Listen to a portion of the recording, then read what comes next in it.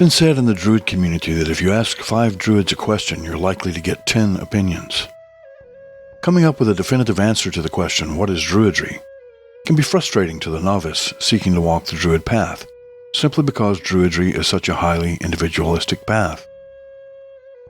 The picture of the stereotypical white-clad old man with a long beard standing in a stone circle has probably never reflected the true nature of Druidry. It certainly doesn't reflect the nature of modern Druidry.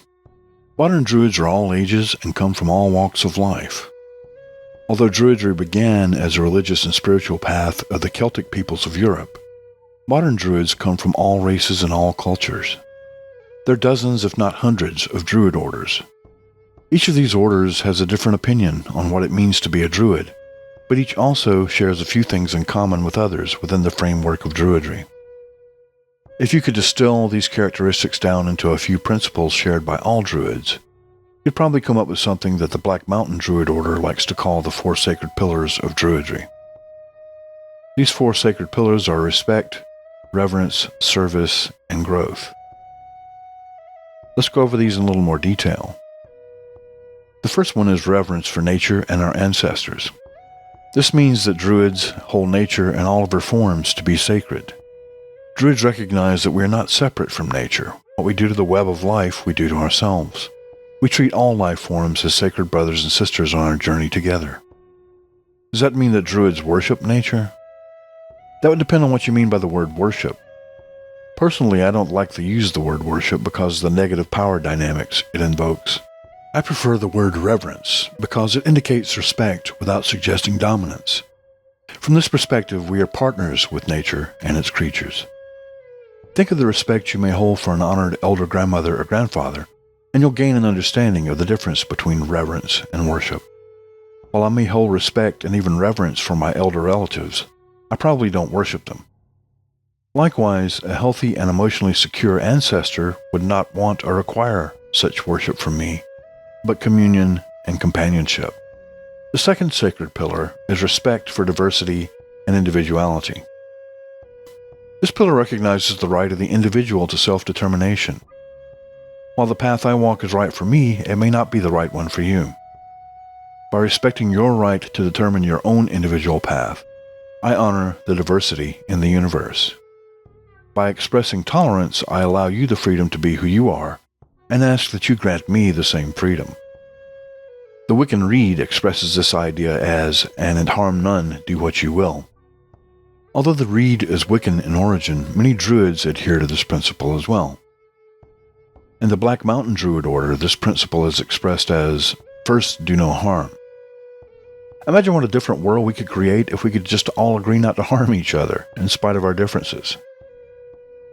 Notice also that respect for diversity doesn't imply tolerance of intolerance. My intolerance of another's intolerance is not intolerance itself, it's justice.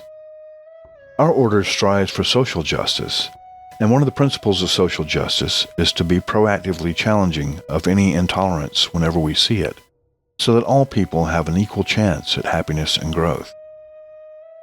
The third sacred pillar is service to the grove, to the community, and to the world at large.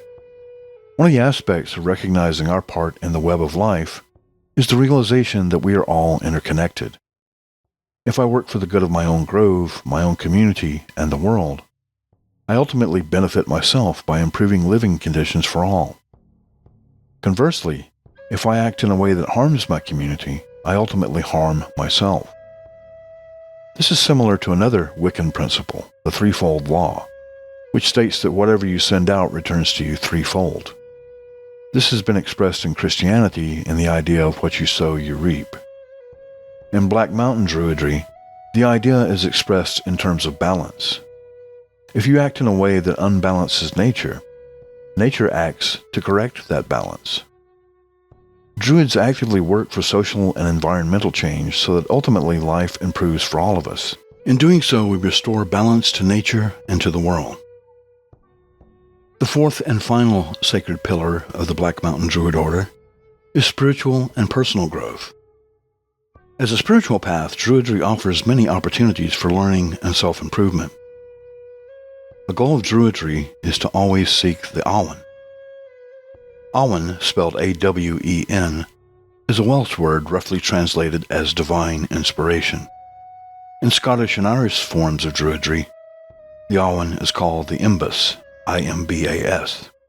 In the Black Mountain Druid Order, we usually say the word Awen in honor of the Welsh origins of the concept. Awen is the means by which we seek the beauty of the world around us. From a Druid perspective, knowledge and inspiration go hand in hand. Where knowledge meets inspiration, there is the wisdom of the Awen or the Imbas. So again, the four sacred pillars may be summarized succinctly as reverence, respect, service, and growth. So in answer to the question, what is Druidry?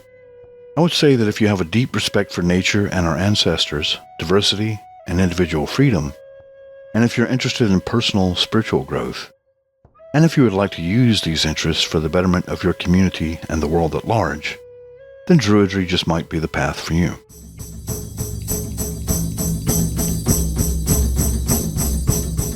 Hi, this is Shenka. Thanks for watching. If you're enjoying these videos, don't forget to subscribe and click on that little bell icon so you're informed when we release a new video. We try to release a new video at least once a week. And if you're interested in the Black Mountain Druid Order, you can visit our website at blackmountaindruidorder.com. You can also learn more about me, my books, and my music at shenkaskane.com.